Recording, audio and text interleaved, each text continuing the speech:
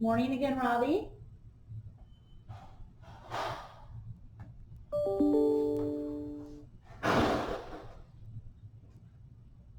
Jordan's very slinky and echoey. Yeah. More.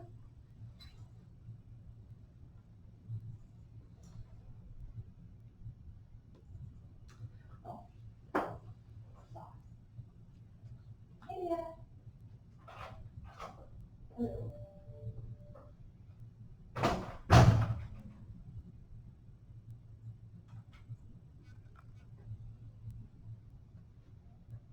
Trying to close on 2,600 acres in Daytona today. 2,600?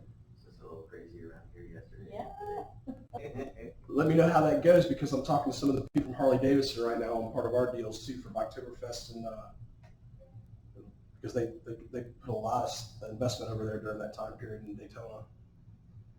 So part of our rollout is going to be with another thing you're going to see in here. Okay, cool. So, Daytona's trying to figure out what they want to be when they grow up. Everybody, unfortunately, everybody has to take now entire globe, especially big boys, big businesses. They have to change. yeah. Everyone's pivoting. Yeah, they have a difficulty. Pivot. They have a difficulty pivoting, big boys, because they're stuck with so much old stuff, Mm-hmm. and their culture and all that is tough. Startup is easier that way. Oh, yeah, absolutely. You start with that line. That's what I've been involved in a lot. It doesn't come with pivoting right now. Let me know when you're ready. We're waiting for you. It looks like David Metcalf is here. Yay! Hey, David. We're going to give just one more second because we're waiting for Alan. I spoke to Alan on the phone.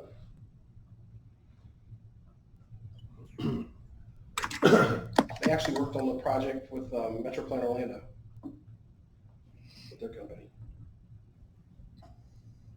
Is that recently? Prior to them being bought out, for them coming over here. I used to be the COO of that. Oh, really? How long ago? Six months ago. About that same time?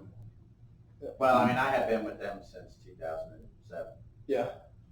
Because I had everything Zoom right now. I had a Zoom meeting with them about a month ago, talking about some of the stuff that we were doing with Metroplan, TSMO, and that type of stuff. Cool. And the CAV study that Eric Hill was doing as well.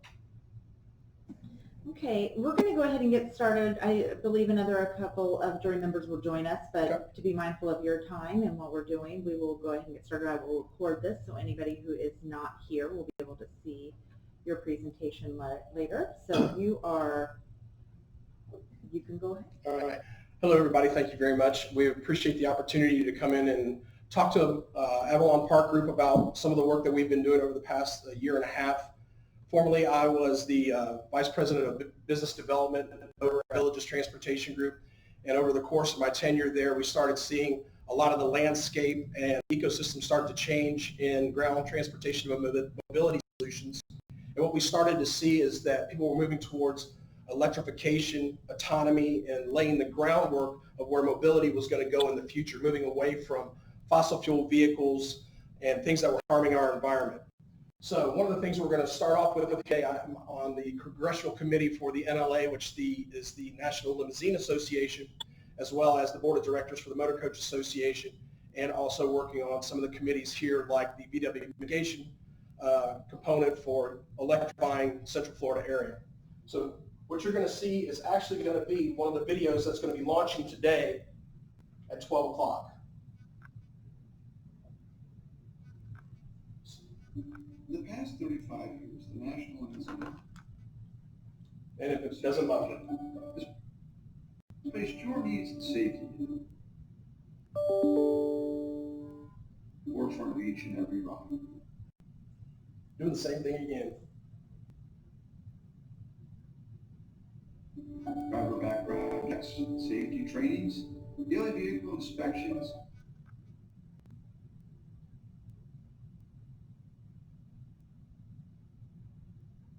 and access to seatbelts have always been on our mandatory checklist. But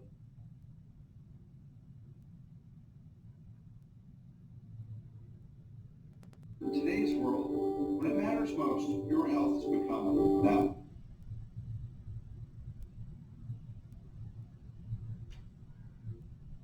much more important. That's why we're going the extra mile. Join with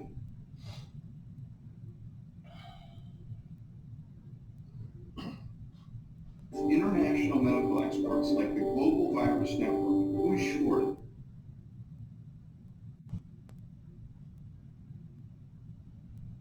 that our recommended protocols for cleaning are designed so you can rest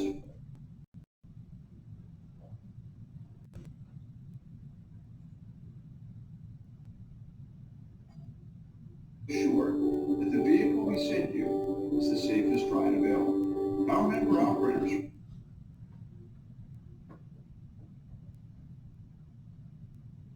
are hard at work, so you don't have to choose between your safety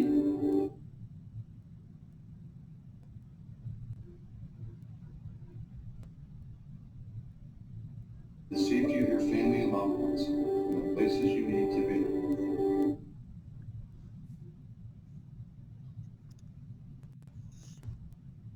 Because now, more than ever, you're here when it matters most. So that video is actually going to be launching today at 12 o'clock. And as you noticed on that video, it has the branding of it of the NLA. One of the unique things about this video is that we're actually going to be able to brand that video with all of our affiliates, not only here in the United States, but we're going to be able to brand it globally with 1,500 other affiliates that are throughout every nation. And so when people come here to the Orlando area, we're going to be able to say to them, hey, we are the safest, most secure ground mobility solution out there. So no matter who they're coming in from, what nation, we're going to be providing the safest, securest ground mobility solution. So with that, we have created Safe Rider. Safe Rider was a concept that we came up with the University of Central Florida I-Corp program. We started off this program by doing over 4,000 rides within the Florida area. We have utilized only electric equipment while doing this. We use the Tesla product. We use Models 3, X, and S during this process. We also utilize their HEPA filtration system, which allow us to be able to keep clean air flowing and recycling throughout the vehicles at all times. And within this video and presentation, we have created a mobility solution that is going to be shaping globally how we're going to be doing ground transportation in the future. As you can see here, our team is going to be utilizing an app, and that app is going to be known as Safety Rider. We've already trademarked this, and we've already got the domain name set aside. Our team is put together of myself and my wife, co-founder Kim Cook. Cliff Wright also is on the board of directors here in the city of Orlando, and he is the president of the Greater Orlando Limousine Association. He's one of our key logistics officers. We're still looking for a CTO and a CIO, and that's one of the things that I was going to ask the Avalon Park Group if they had any suggestions if we start to work together of who they think that might want to implement in that position. PhD also, Shane is right here with us, and he was our mentor throughout the University of Central Florida I-Corp program. He has a background from numerous companies like General Foods, patenting on things like Crystal Light, as well as SlimFast. And so he has been through numerous years of collaborating on customer research as well as business development. So the problem we are seeing out right now is the lack of technology that allows our mobility products to be converged together. We want to make sure that all the people that are out there that are needing rides are going to be getting those rides from a safe product that does not have emissions and comes from a green environment. And we're going to be able to do that by providing that with the safest vehicles possible. So Safe Rider is going to be able to accelerate our resources and to be able to blend them all together and converge them through one app. This is basically how it works. Our drivers are going to be able to be assigned, and it goes right into their driver convergent app. The demand is going to come directly from the passenger that comes in or flies into the Orlando airport, or if they come here on train, which we're going to have Brightline, which is now going to be Virgin Rail here pretty soon. We're also going to be able to look at our logistics as far as how our travelers are coming in, their time patterns, their geographic locations, and also real-time data from the APIs of every one of our vehicles, so we can also study the battery structures and be able to supervise them through our APIs of our vehicles. All of our Tesla vehicles basically have a structure that blend kind of like an iPhone, okay? So if you can think about it like a mobile iPhone, these vehicles can speak to us at all times and give us data on a continuous basis. Our competitive landscape right now, the big gorilla in Orlando is basically mirrors. Now throughout the last 5 to 7 years, Lyft and Uber have come on the scene with on-demand services. However, one of the issues that they've had in the past is they are a company that does not focus on the cleanliness and the safety of their passengers. What we have done with the Safety Rider app is we are utilizing the safest top 3 vehicles in the world, the Model 3, the Model S, the Model X. And we're also blending in with that the HEPA filtration system, so with the COVID virus, it's an airborne virus. If we're constantly recycling the air, we're purifying the air of these vehicles, and on top of that, the drivers are cleaning the vehicles between each passenger. We give the passenger a mask, drivers wear gloves, we have certain protocols that are going to be utilized with the National Limousine Association, and we're going to be doing that globally on the same app. So everybody that comes in and goes out from our airport, basically we're going to be just like air traffic control. We get to pick and choose who our providers are, and they get to pick and choose who we get to utilize to meet these protocols to keep our passengers safer. So also, our addressable markets, one of the things like I was saying before, our vehicles are fully connected. They work just like an iPhone. The addressable market currently is $212 billion over the course of the next 7 years. We want to take a large portion of that market. That market share for us is a global project. It's not just here in Central Florida. However, because we do reside here in Central Florida, we have one of the most forward-thinking governors out there right now. He just signed 3 major House bills into law that's going to allow us this opportunity to do that. Last year, it was the House Bill 311, which focused on autonomy. This year, it was the infrastructure bill, 7080. And then also, they just also signed into law bill 1039. That one is going to focus on how that all of our operators are going to be able to operate as a transportation network company and utilize our apps to be able to pick up a lot more seamlessly at the airports and the ports, drop them off, and be able to be monitored. Every one of these drivers is going to have in their app, yes, I did a checklist. I have my mask. I checked my temperature. I'm not ill. The person that got into my vehicle, we made sure that they knew all the safety protocols. They cannot move that passenger until they have checked up on all of their protocols. Thus, we are also being reported back into our dispatch center who that passenger was. So if there was an incident, it can also be traced back to that one particular ride. So we're going to be able to give that information back so that we can narrow down if there is a particular case that came out with COVID or any other illness to be able to rectify that situation in the future.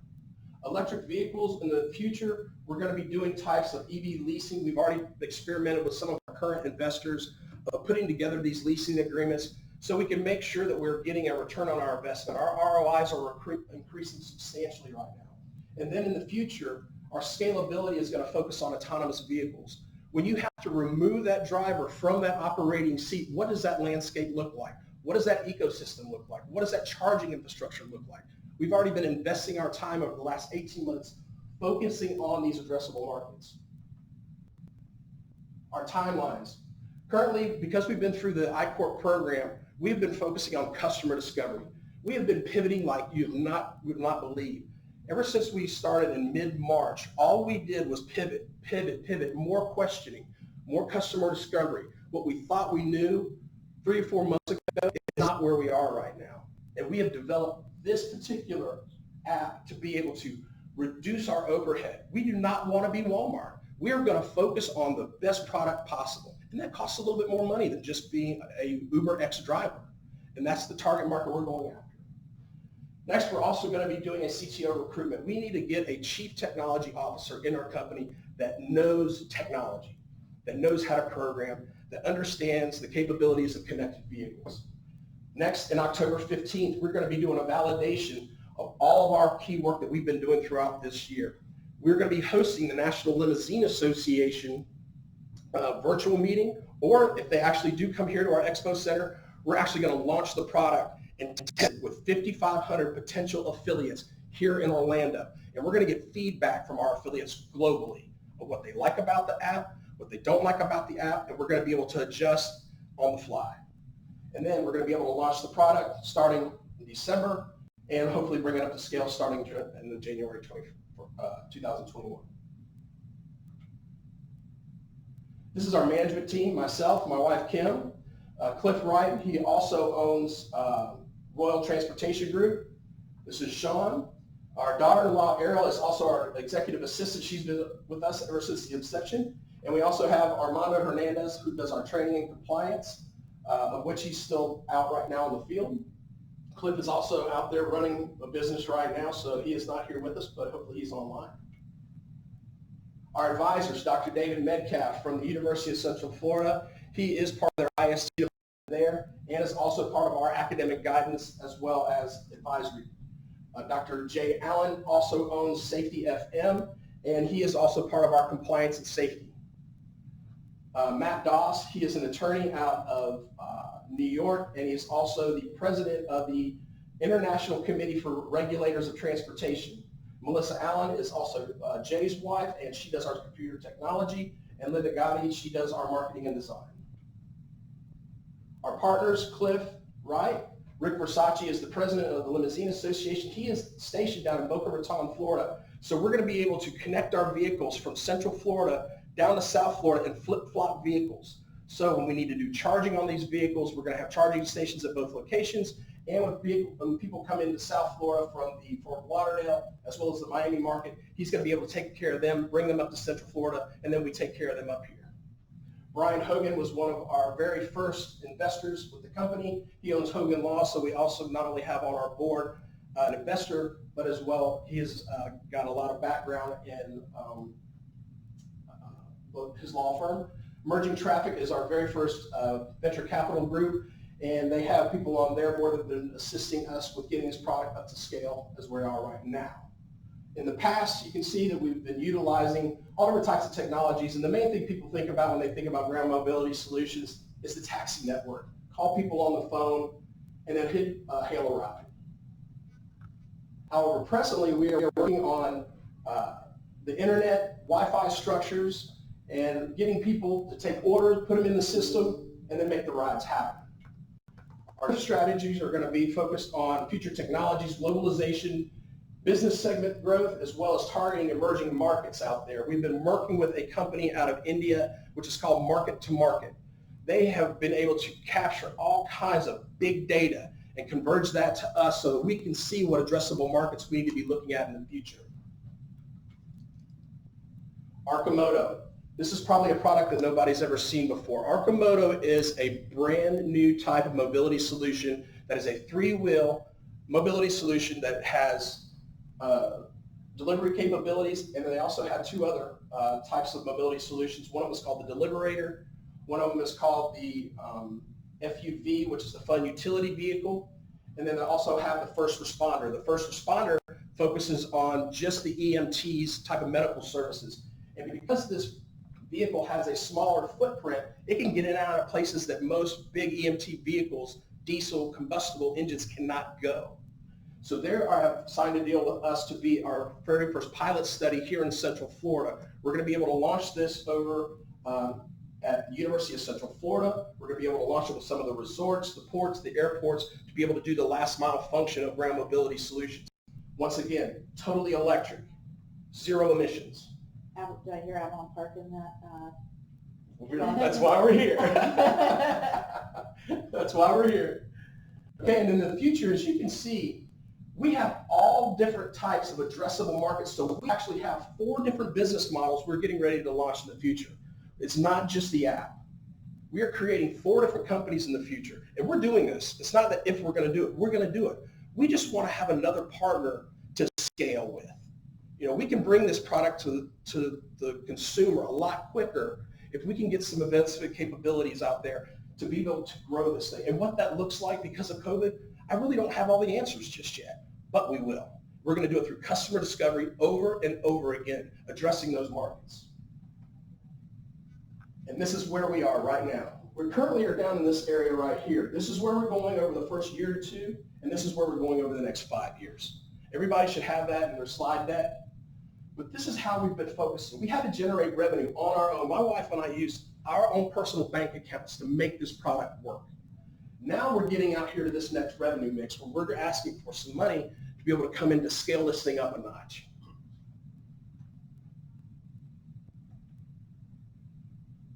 And this is how sales growth has looked like so far. As you can see here, this was our beginning stages, all the way up to February. We had a huge spike here, and then COVID happened. We totally restructured our company down here, and this is the sales growth we've seen since then. The pivot, UCF, collaborating, customer discovery, these are the things that made us unique. We moved throughout this entire landscape in this ecosystem to be able to get to this point. And all we're looking for is an additional partner in the future to be able to do this. Over the course of the next 5 months, we're able to get that new CTO, to be able to do more customer discovery, to be able to get more affiliate partners out on the road, utilizing this type of technology, to be able to scale this up, to make our Central Florida area a better place for mobility solution. And one of the things that's great about Central Florida is the Disney experience. When people get into a vehicle that's totally electrified, that's partially autonomous, you immediately capture them for 15 to 30 minutes. So you have a sales opportunity. And that sales opportunity also gets to be kind of like Epcot.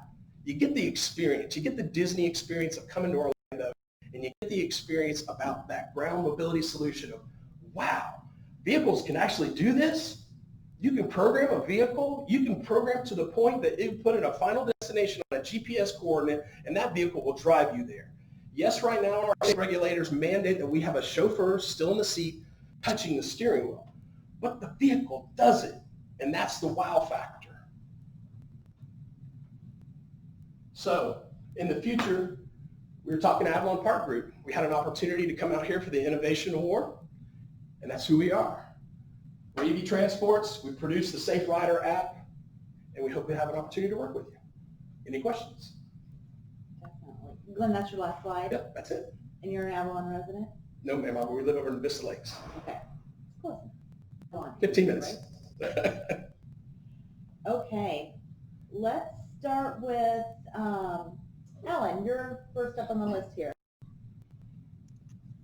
Cool, thank you. Just a couple questions about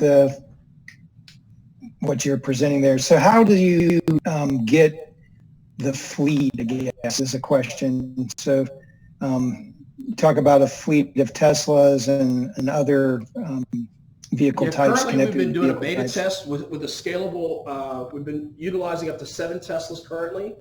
And what we've been doing currently is it's been coming through the app that we've already created.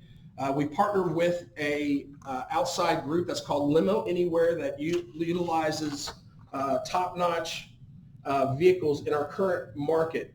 I've already been working with the owner of and president of that company. His name is Sean Arena, and we are currently doing what's called an add-on app. So all the people that would want to be a part of our program, we understand that they're going to have combustible engines right now. But in the future, they've got to start developing fleets that are going to be electrified and connected. I'm going to step back just a little bit. You're talking to him through here. I'm sorry. So it's going to be an evolution. It's not that we snap our fingers and all of a sudden this happens. It's going to happen just as the infrastructure is created too. So by working with our city commissioners, working with the Committee for VW Mitigation, they are just now starting to get the appropriations to build this infrastructure. Our governor just signed that House Bill 7081 right before July 1st.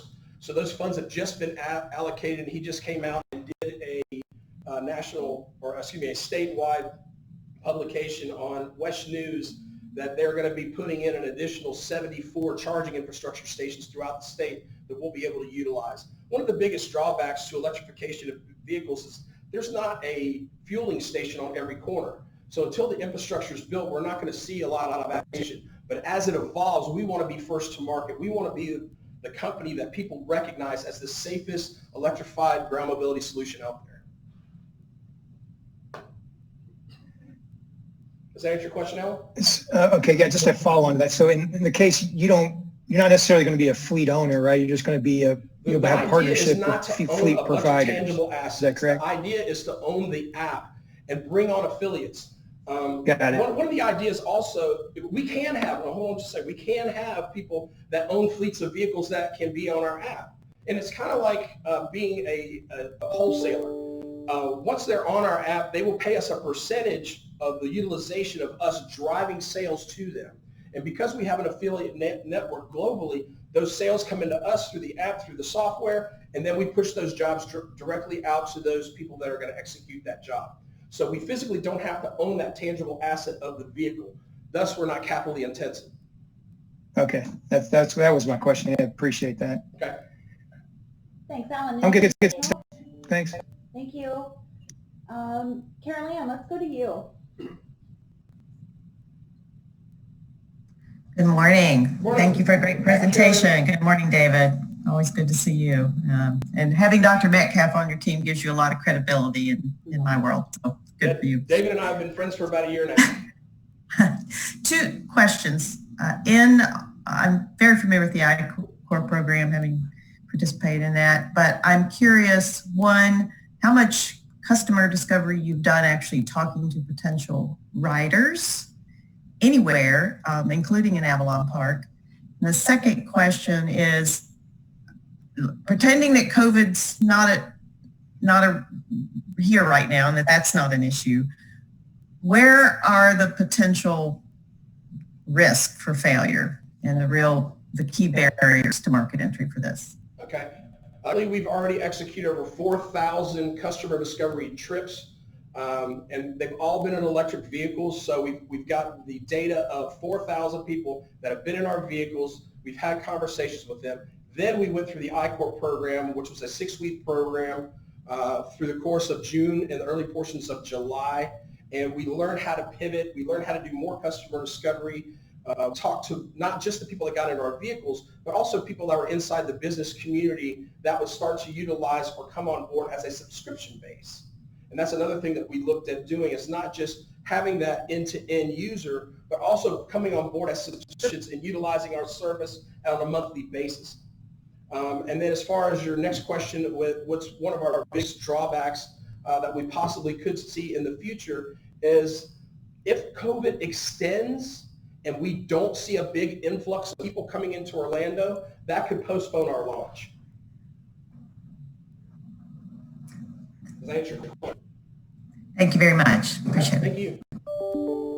Thank you. Marta. Yes, thank you so much. Hi, thank you for a great presentation and for your time as well. This is all new to me, so I have a lot of curiosity questions, like a little girl that is given a new toy. So I'm curious to know, what is the average cost for this service? Is this service, where are we? Because I don't know nothing about it. Where are we? You mentioned working with the city commissioners and government in laws, regulations for these cars to be operating, and how far a car could, go. If it's within communities only, can you commute, longer distances? That type of question. Okay. First off, to answer your question about the price structure, what we do with our current algorithms that are built into our vehicles, our app, as well as our distance center, is a time distance measurable algorithm. And basically what we do is kind of like $15 is to leave the actual location where that driver is, and then we charge anywhere from $2.35 a mile upwards of $2.75 a mile. And that goes directly into the consumer's digital wallet. And once that digital wallet, they accept that job and they get dropped off, the driver finishes the job, and then the customer automatically gets sent a receipt to them showing that they're paid and what their distance travel was, time executed by the driver, so they get a confirmation of an executed job. With regards to the vehicles as far as range, the reason why we utilize Tesla is Tesla has the longest range and battery structure on the market. There are other vehicles out there like the e-tron, the I-Pace. However, they get literally 2/3 less the amount of range as a long-range Tesla Model 3, S, or X. Tesla has finally come out with a battery structure which is called a 2170 cell battery. And that's a lithium-ion battery that has the capabilities of being recharged over 6,000 times, which also launches into another conversation about vehicle-to-grid, which I can get on later on. But because the battery structure has the greatest capabilities, the longevity of these vehicles has almost zero maintenance. So the overhead, not only do you have no fossil fuel, but you reduce your maintenance substantially by, I would say, about 87%. So the only thing we really have to do to these vehicles is change the tires. So vehicle cost reduction and maintenance, as well as not utilizing fossil fuels. And if you have to compare electrification to a gallon of gas, it's about 2/3 less.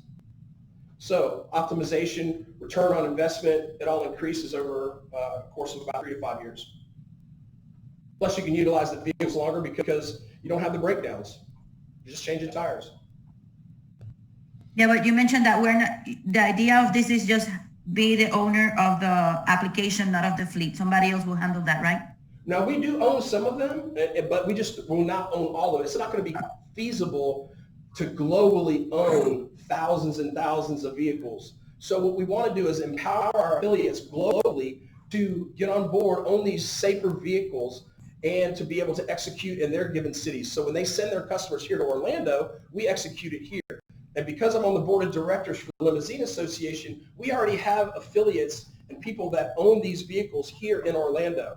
Gerber Transportation, Quick Transportation, Royal Transportation. These are people that are in our association and that would utilize our app, and we get a royalty from that every time they execute a job. Nice. Thank you for your great answers. Thank you. Thank you, Marta. Robbie? Thank you, Stephanie. Morning, Glenn. Good morning. You briefly touched on the price point for your platform. Could you give me some color into the competitiveness of it? Like, how would it compare against rivals, Uber, Lyft? Well, one of the things that we're not trying to do is we're not trying to be our competitors. We're also not trying to be Walmart. We're not trying to be the Uber X's of this world. We are trying to give the top-notch service, and so we're focusing, starting off now, that top 5 to 7% of the market that is a limousine level luxury customer. We're going to give the highest level service with the maximum amount of safety provided by the Tesla model with the HEPA filtration system, as well as being able to reduce our costs on the execution side of lower maintenance and no fuel costs. So we are actually, our profit margins are better even though we charge the same rate as a normal black car service. In any other limousine industry, we charge the same rate. And those rates are exactly what I told you before. Basically $2.39 or $2.35 up to $2.70 a mile. And that's the going rate in our industry for limousine. Okay, building upon that, just one more question. How do you then ensure safety, the safety standards in the fleet of cars then? First, we have a process called onboarding. Onboarding the drivers as well as the companies have to meet protocols. And if we find out that they're not following these protocols, we kick them out of the system. They're not allowed to be a part of our organization anymore. Also, with our vehicles, they have camera systems. There's 8 camera systems, and then also there's an interior camera. So if we can physically see in the future what happens, we've had incidents where people have run into our vehicles, and we've captured it on a USB drive, submitted that to our insurance companies. Also, whenever an incident happens, it sends us a message. We can click and download anything that's addressable incidents at any given time and review that. So because they have 8 camera structure, 1 on the interior as well, we can capture that data. And if we actually have to go to court about something, Tesla has something called Tesla Warp, where if you subpoena that information, they have to pull that out of the deep learning data bank and submit that for a court case too. That answer your question? Great. Thanks, Glenn. Thank you. Robbie. Andreas. Yes, thank you very much for this very passionate presentation. Thank you. I'm a little bit skeptical, to be honest. I find it's a market where we have two very, very strong players out there, multi-billion companies not being profitable for years, also with a long-term vision of having cars that are eventually self-driving so that they can omit the highest cost portion in their business, which are the drivers and the revenue share that they have to give them. So, yeah, I think on a local basis, it has some potential maybe as a premium service, limousine service.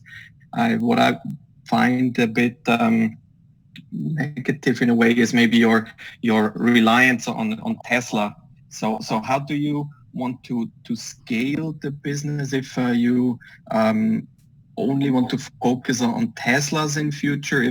Because they have, from what I understood, they have this software which you could tap on with the self-driving car so that you don't have to develop this yourself. How do you make sure that there are so many Tesla drivers out there that could eventually join this premium service of yours? First off, the reason why we utilize Tesla is it's the best comparable product on the market right now, period. If there was something that was better, we'd be happy to utilize it. There is a software company out there called Comma AI that does allow for you to take a self-driving level 2, plug that into the connected vehicle structure of any type of vehicle, and it can partially self-drive up to level 2 status. Also, if you notice in our presentation, we are partnering with an additional type of electric car manufacturer. It's called Okamoto. So it's just two different types of business models. We don't want to cross the moats on these competitors in the manufacturing because we don't want to have to worry about them competing against one another. If somebody comes out there with a better battery structure, a safer vehicle, which Tesla has the 3 safest vehicles in the world right now, and they can come out with a maintenance structure that's better than Tesla's, I'm happy to start utilizing them. I've driven e-trons, I've driven I-Paces, I've driven i3s, I've driven the Nissan Leaf. They stink. If they were a better product, I would use them, but they're not. As far as combustible engines, yes, we're always going to have people out there that want to utilize a combustible vehicle because they're noisy, they like the rev of the engine. For whatever the reasons are, they could care less about the environment and emissions. We're going to have that. I'm never going to convince them to utilize an electric piece of equipment. So I'm not going to beat my head against the wall about it either. I'm going to go after that target market that is wanting to be more eco-friendly, that wants a safer mobility solution. That's what we're going after. And right now, electrification is less than 1% of the entire mobility solution out there in the market. So we have a huge opportunity. But eventually, also the other players could focus with their apps also on these vehicles, and I'm sure they will do so. So from your side, when you showed the revenue, you didn't show any numbers. Do you mind sharing with us what was the revenue that you achieved? If you want to give some quick numbers, we scaled from basically September all the way up through March before COVID hit, and we went from about $67 a ride up to about $3 a ride, and we executed over 4,000 rides. So those are the numbers off the top of my head. And that's an average. Okay. And so on top of that, as we've started scaling up, we started enforcing more types of safety measures, and we're building that into our return on investment too as our cost structure. So if people are requiring wait time, if people are requiring additional hours, we bill them for that. It's just not a flat rate. It goes on time and distance, both. Okay, and is that what you meant with when COVID hit, you were restructuring the business? Yeah, we were strictly focusing on just owning the equipment back then. Now seeing additional revenues coming in from owning the software package as well as the app itself, because there's so much potential and easier to scale. Before, if we had to own every piece of equipment, we would be literally trying to build and venture capital funding over the course of the next couple of years. This is something where we can become profitable within the next 5 months and come to scale a lot quicker by doing it like this. And we learned that through the UCF I-Corp program, customer discovery, pivot, customer discovery, pivot, again and again and again. Okay. Yeah, thank you very much. Thank you. Thank you, Andreas. I think that's it for our virtual panel. I do have a couple questions, but I do notice that we have a couple of guests online. Mr. Metcalf, and it looks like there's somebody with the number ending 4001. Do you have anything you'd like to add or say to the panel on behalf of Glenn and team? Yeah, hi everybody. Nice to meet you and hear the great comments and questions too.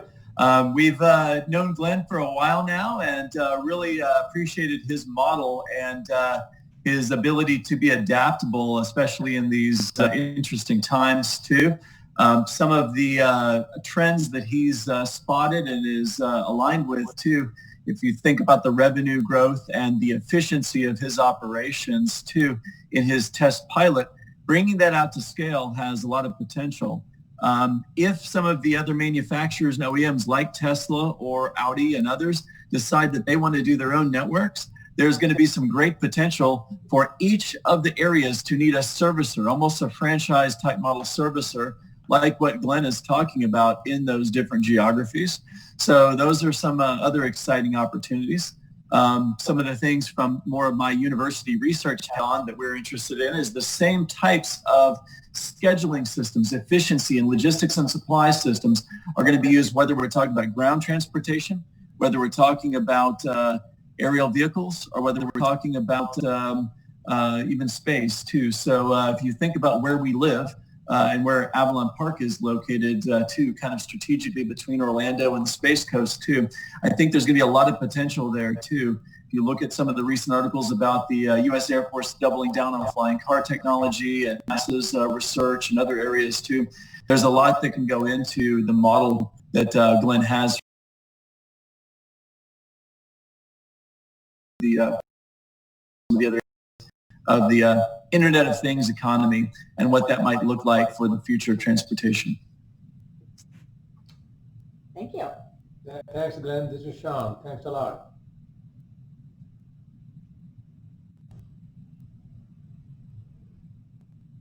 Is there any other questions? Doesn't look like. Sean, did you have anything that you wanted to add? No, this is fantastic. I love it. This is dream come true. I visualize within 5-10 years from now, entire world, everybody can breathe fresh, clean air. And we are going to be part of it. And as I said, we have 4 different business models. Each business model is different. There's a unique customer base and unique competitive landscape. That's what we have. We have both unique customer base. Each one has a unique customer base. So we are going to go through each one of them, customer discovery, then our channel distribution, and then entire business model. That's what I do. I visualize the business model, entire business model. This is the way we came up with it for this business. Air traffic controller, we don't own airport, we don't own any plane or nothing. We just collect money. Landing side and takeoff side. That's what you do. So I really love it. It's an amazing thing. Again, this opportunity came because of the COVID. That is the truth. The golden opportunities come when the crisis arrives. And this is once in a lifetime. I feel within 5 years, we will be participating in providing cleanest air in the world. That's all. Trey, did you have anything that you wanted to add or questions? So just want to make sure that I'm following what your proposition is, right? Okay. You are the safe, clean, premium Uber? If you want to put it like that, yeah, but on steroids. Because we're a global clean product. Experience is the number one. And they don't have any experience in the electrification space or autonomy space that like we do. They've experimented in Arizona with some of the stuff that they were doing, but it's all on a geofenced location. What we can do is go anywhere because of the visualization type products we have. Okay, so when you talk about electrification though, I mean, that's just your means of delivering your service, right? That's a means of refueling is what it is. And it's also zero emissions. But so that's your value proposition, right? I'm not going to get in an Uber because there's no quality standard. I don't know who my driver is. He's not clean. No HEPA filtration system, not clean I air. don't know what kind of car is going to show up. Correct. But if I'm a higher end customer and I would like a little bit more premium and certainty, then I'm going to use your service, right? And then you're going to partner with these guys that already own these. We already have a global network, yes, sir. That's within the National Limousine Association. We already have that. And then how, okay, so I understand that business model. How does the whole, I forget what it's called, Arcimoto? How, is that a separate line of business? It's actually can be utilized on our platform with electrification, and to go a step further, they have come to us to work with us on creating a manufacturing facility here. Is that like a ride share? So these Arcimotos are all over the place, and if I need to get in one, They are right now just started being traded on the NASDAQ, and so what they're going to be able to do, they're currently in Eugene, Oregon. Majority of their sales are actually on the East Coast. Number one sales state is here in Florida. So they want to create a manufacturing facility and do a pilot study here in the Orlando, Central Florida area. I signed a contract with them to be that pilot study because I have the background and all the connections with legislators, the DOT, autonomy, SunTrax, and because I know those people, they want to partner with me to be able to get the word out there to be able to sell more of these Arcimotos and to also do subscription programs. Who buys an Arcimoto? Right now, they have sold over 10,000 already. Individual customers? Both. They have a contract right now down in Key West, and they lease them down there, but because of what happened with COVID, they had to shut that down temporarily. But so like an Avalon Park would be that. They could be that type of example. You could, the way V2G works, you could plug in 20 of those things out there. And as soon as they're charged up with the V2G program, if you got solar here, it actually sells the power back to OUC once those things are topped off. And then people just come up with their app, click the phone, and they can jump in, drive it around for a couple hours, come back, park it, go do whatever they need to do. It's a subscription, just like anything else. Think about micromobility, how a scooter works or a bicycle works. Same thing. But it's a larger type vehicle that has a smaller imprint with a longer range that's DOT certified. So there's not necessarily someone doing the capital outlay for the vehicle. They may, just like the charging stations here, maybe there's a station here. We actually have investors that want to do this too already. One of my key ones, like I was talking about, Harley Davidson. There'd be a parking lot at the convention center that has 100 of these Arcimotos. Quite possibly, yes. Right? And I'm at a convention, and I don't want to rent a car, but I want to get up and down I-Drive. Yes, sir. So I go, I tap my thing, and I get in my little scooter, and I You got it. tool around I-Drive. Yes, sir. You got it. That's it. This is amazing potential that people realize. Right now, Panera hired 10,000 drivers. Okay? Think for a minute. Delivery. This is fantastic for delivery services. Costco, Panera, all those guys, delivery service point of view, fantastic. Or people who are doing intra-car. That's what they need. They don't need a whole car. Big car, four-wheeler. This is safe. The cost of automobile. Yeah, the cost. The future is amazing. And we have great opportunities. Are they enclosed? Like They can be. Basically what you get when you get an Arcimoto is a shell. You can design that shell however you want. That's why when I showed you that, you saw the back portion said Deliberator on it. They can store that with If I wanted to groceries. bring this model to iDrive, I would buy 50 Arcimotos. We've already had people give bids for more than that already. But that's how their model works, right? That's how Arcimoto's model works. It does everything from delivery services to first responder services for municipalities buying them for their fire departments, their EMTs, to also doing, hey, I just want a fun vehicle to tool around for the day. I'm going to lease it for a few hours. So there's like the Toro program. There's all different types of business models that this thing can plug into. And the goal here in Central Florida is, hey, We've got resorts. We've got retirement communities. We've got the port. We've got the airport. We've got Publix. How do we plug this in with Wawa? How do we plug it in with Costco, Sam's? The potential is endless. The thing is, we're first to market and we signed the contract. So who wants to get on board with us? That's the question. And who can help us bring it to scale? That's the question. Kim and I, we've been doing this for a year and a half. We can grow as fast as our bank account grows. And you saw what it's been growing like.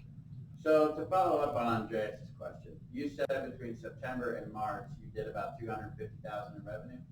A little bit more, yeah. And then when you show that next inflection point. Right, that's how we reinvested in the technology and we started utilizing the technology investments to continue to scale. We're averaging right around 40,000 a month. In this past month, we've done 100,000. What's your margin on that 100,000? Well, there again, it was all in technology, so I had about 10,000 in overhead. It's all scalable, and it has everything to do with Wright's Law. The more you do, the more you can do. And because we don't have the capital intensive owning the vehicles anymore, sky's the limit. It's technology. It's air. Lifestyle is changing. It's software. The three-wheeler has amazing potential. I be the one. That's good. So I think that amazing potential with these space, very fast pace. All the things we are doing. Now we do own one of every vehicle because we wanted to be able to see what the rate of return is. So when we talk to an affiliate, we can give them substantial answers. We can say, hey, when you operate a Model 3, this is going to be your watt per mile return on investment. When you operate a Model X, a Model S, a Model Y, when you get the Cybertruck and you're leasing that vehicle out to a general contractor somewhere, and that vehicle has got a solar panel in the back of it, and you don't have to worry about plugging in your air compressor because it's got one on that vehicle. There's all kinds of stuff that we haven't even gotten into. That was what that whole slide was about with potential growth over the next 5 years. We don't know what our landscape's going to look like at the end of January right now because of COVID. Governor DeSantis locked us down until the end of July. We can speculate and we can hope, but we're going to be aggressive every day now because we want to be first to market in everything that we're doing. And when it does open back up, we're going to be there. See, the thing is, we are small, but you saw this earlier competitive assessment. We are going to be the top corner. Always. We will never give that up. Doesn't matter who it is. That's my goal. We are going to have, that's the reason CTO, CIO is so critical, 100% dedicated to this, to make sure nobody can come close to that.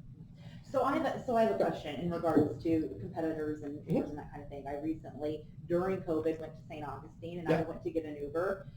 Available because of COVID. Right. So then I mean, they're gig economy workers. And then I moved to Lyft, nothing. So I went to the standard taxi. The taxi was there in 2 minutes.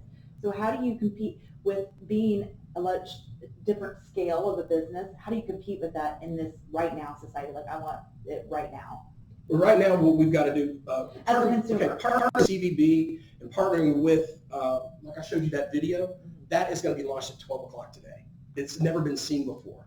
So by having a social media network that we are going to be able to tap into with the National Limousine Association, and everybody's going to be able to brand that, we're going to start putting that message out there. Now, how fast will people get the message? Well, we're going to find out because we're doing it anyway. So ask me that question a month from now. And as far as taxis are concerned, if you know Glenn Cook, you call Glenn Cook, and I'm going to be able to help you out no matter where you are because I know people in different zip codes throughout the entire state. But until people start thinking out of the mindset of, oh, I got to call Uber or I got to hit the app for Lyft and start retraining and get rid of some of that cognitive dissonance that's out there in our society, it's a rebranding, a retraining of what people do, how you get your mobility solution. A lot of people years ago, they used to ride a horse. There used to be a lot of farriers and horseshoers out there, but they went away because of the combustible engine. Now what we're going to be doing is training a society how to get in an electric vehicle, become more eco-friendly, how to charge a vehicle, what do the logistics look like, how you can tap your watch, your wearables. There's technology that David and I have looked at. People put these things on their heads and they think about stuff and it starts happening. The virtual simulations that are out there are astronomical right now of what we're going to be able to do. Neuralink's another thing that we're going to be able to look at in the future. But we got to start somewhere, and somewhere is the app. Absolutely. So Jerry, I also want to let you know that of all the presenters and all of the final submissions, Glenn has been the most engaged. I hear almost daily from Glenn with not only information on his company, but also resources for Avalon Park to be able to contact legislation, find grants, to be able to bring this to our communities. From a community developer standpoint, what we do is build towns, and being able to, one of the biggest things that we always hear about, right, is traffic and transportation, and not having a link system out here, not being able to have that type of mobility, and everything really technically being walkable, but in the Florida heat and Florida rain and all sorts of things, having these type of autonomous vehicle options, I think fit exactly into the model of what we're doing as community. Development of the smart city is what David and I have been collaborating on. And, you know, it started over in Lake Nona, but now it's almost like we're going to want to retrofit Avalon to make that happen. And how do we go about doing that? We can learn, right? Yes, absolutely. I love it. I appreciate your passion. I appreciate you always reaching out and giving information. Does anyone have anything else additional? Okay, what will happen is, for the jury members who are not able to be here, this has been recorded both on the screen and in person, and they'll be able to watch it. They'll submit additional questions, and then our goal is to have some type of response to you by the end of this month, by the 1st of August, so we can announce that to the community. So we look forward to it. Thank you, Stephanie. Thank you. Thank you for the opportunity. Thanks, everyone. Have a good day. Thank you. Thank you. Good job. Glenn, I want one of those here. Which one? We got 2 downstairs. We got the Teslas downstairs, and the Archimedes will be here in August. We got 2 pilot project vehicles coming that we're going to brand with UCF. So we've already done that deal. And so we're also working on Harley to be able to sublease and brand them for electric vehicles, and training with motorcycle endorsements with Harley. So we have those